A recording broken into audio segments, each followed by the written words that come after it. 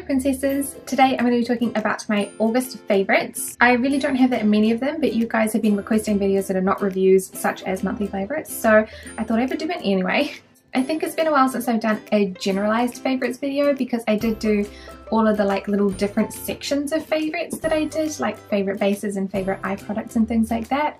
So I don't know, I just haven't been feeling like that many things have been outstanding for me recently, which is kind of sad, but also kind of just what happens when you try so many products, I guess. So one of the favourites that I have this month, which was a strange favourite and nothing that I've hauled, is actually this makeup cleaning thing.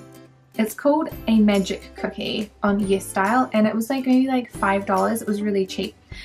But I got one of these because I was super curious if these sorts of makeup removers actually worked, because this is a bit more sustainable than using 100 and something cotton pads every year and going through lots of products. So cheaper to buy one of these that lasts for ages than to keep buying these every month, which involves more waste, right? And I've seen the face halo, and I've seen the facial razor, and I've seen people using them, and I'm always like, nah, that doesn't work.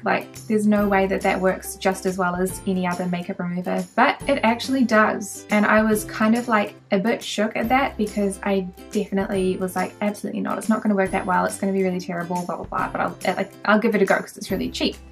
Because the face halo is definitely not $5, but definitely looks very, very much alike to the face cookie. But yeah, it's kind of been blowing my mind. I actually really enjoy using this makeup removing tool. I don't need to use anything but water with it, which makes it really convenient, and I pretty much just leave this in the shower.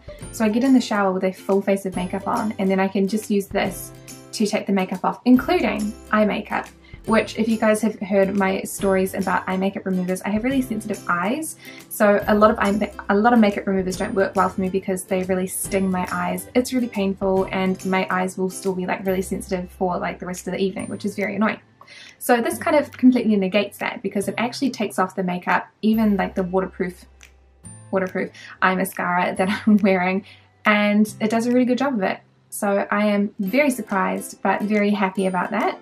I was also quite surprised that this didn't really tug my skin that much, because I think the thing that annoyed me, or the thing I didn't like about the face halo or the magic razor, is that whenever I saw people taking their makeup off, they would be clawing at their face, pulling it, and I'm like, how is this going to be good for your face? You're causing more wrinkles, you're causing trauma to your skin, that's so bad. But honestly, you can do it really gently. It does kind of move your skin as much as this moves my skin, right?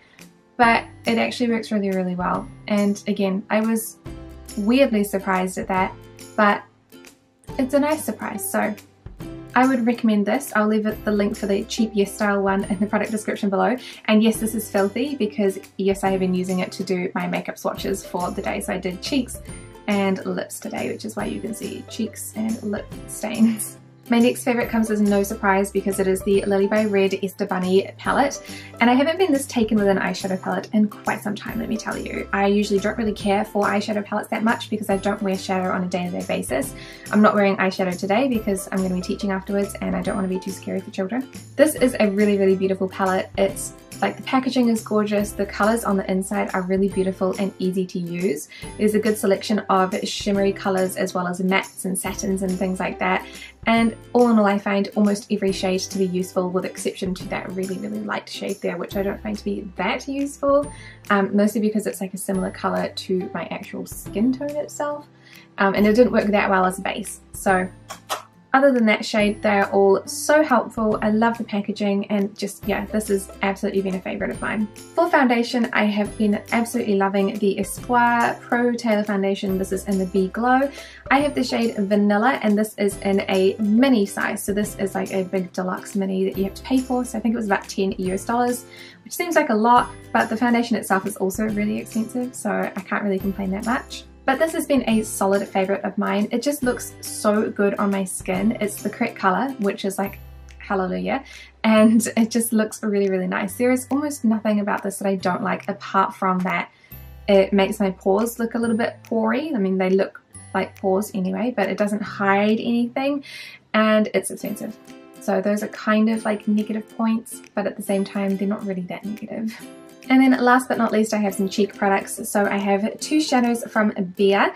These are the Last Blush collection. This is number 3, and then this is number 8, which is Peanut Blossom. So number 3 is not what I'm wearing at the moment because I just swatched all of them.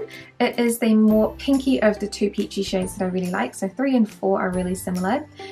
This is just such a beautiful everyday colour for me that I absolutely adore. And then on the other hand, we've also got number 8, which is Peanut Blossom, which is a really good contour, which again I'm not wearing. I'm wearing the macadamia contour at the moment, but they are just so lovely. The formula of the blush is really good. They're easy to work with, and the colours are really, really lovely as well. Other than that, I haven't had any other favourites that I thought worthy of talking about or that I haven't already talked about. So like, I'm still loving my I'm From Ginseng serum. I'm still loving my Dear Claire's moisturiser, whatever that's called, calming moisturiser maybe.